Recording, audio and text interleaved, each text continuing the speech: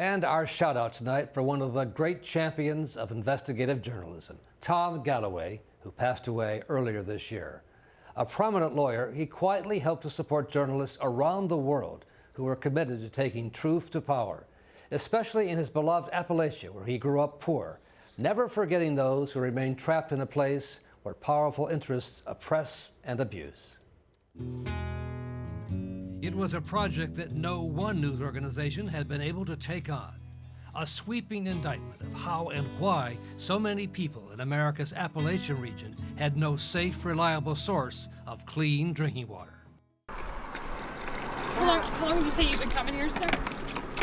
Reporters from 3 different outlets came together for the project. From the Charleston Gazette Mail.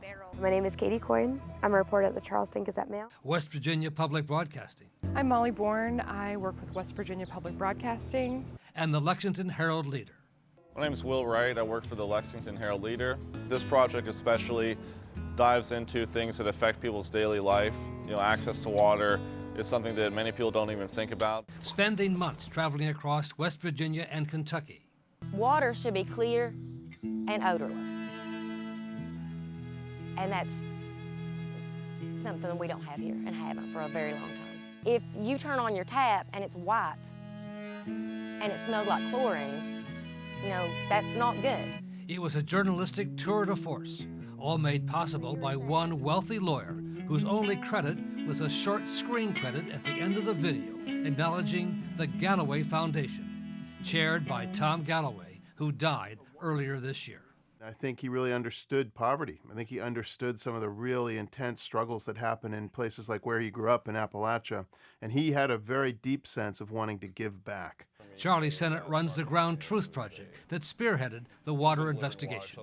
Tom understood the power of journalism from his very earliest days as a lawyer, where he took on big coal and really went after some of the companies that were really destroying the environment and treating people very unfairly in the communities where they were based. As a successful lawyer, Galloway was later involved in going after the misdeeds at the corrupt energy company Enron.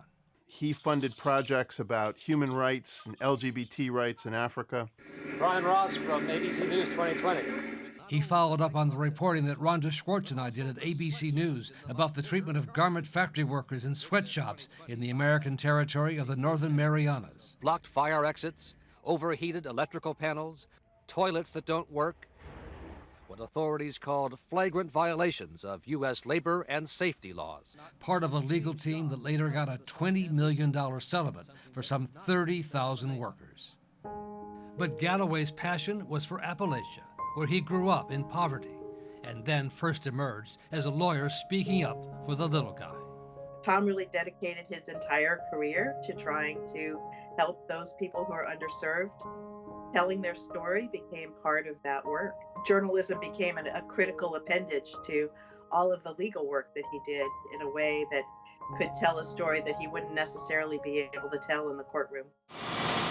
Galloway's backing has already helped to fund major investigations at West Virginia's leading newspaper, the Gazette Mail, at a time the paper was in financial straits, according to reporter Ken Ward. Tom Galloway's legacy for Appalachia is not just all of the litigation he did to bring bad guys to justice, but it's the journalism that's going to live on for years and years and years, giving people the kind of information they need about their community. We have 2 reporters in our newsroom now that are funded by them, and at a time when advertising revenues are dropping and it's difficult to keep staff up, those kind of resources, 2 additional reporters, one of them dedicated to covering Southern West Virginia, and the other one dedicated to covering poverty issues in Southern West Virginia.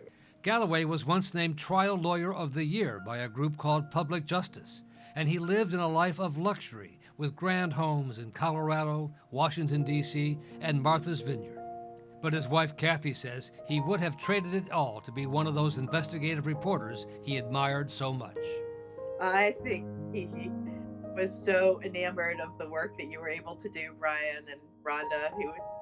He would have given his left pinky to be able to have half the talent that you had in journalism. Do you still drink your tap water, or is this solely what you drink? Not really. Why not? The water project from ground truth came as Galloway knew his days might be numbered. And he died knowing there were Galloway fellows across Appalachia and elsewhere doing the work he so admired. He dreams of having a strong investigative journalism unit in every newspaper and radio station across America. He was a brilliant storyteller, and he would like to see those brilliant storytellers telling the public what's happening in their communities across the country. That would be a wish come true for him.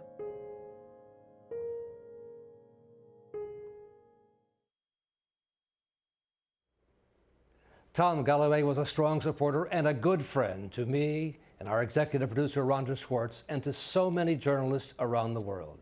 He will be missed, but his legacy will continue through the Galloway Foundation in the able hands of his wife, Kathy, and daughter, Erin. That's our program for tonight. Thanks so much for joining us. We'll see you right back here next week on the Law and Crime Network.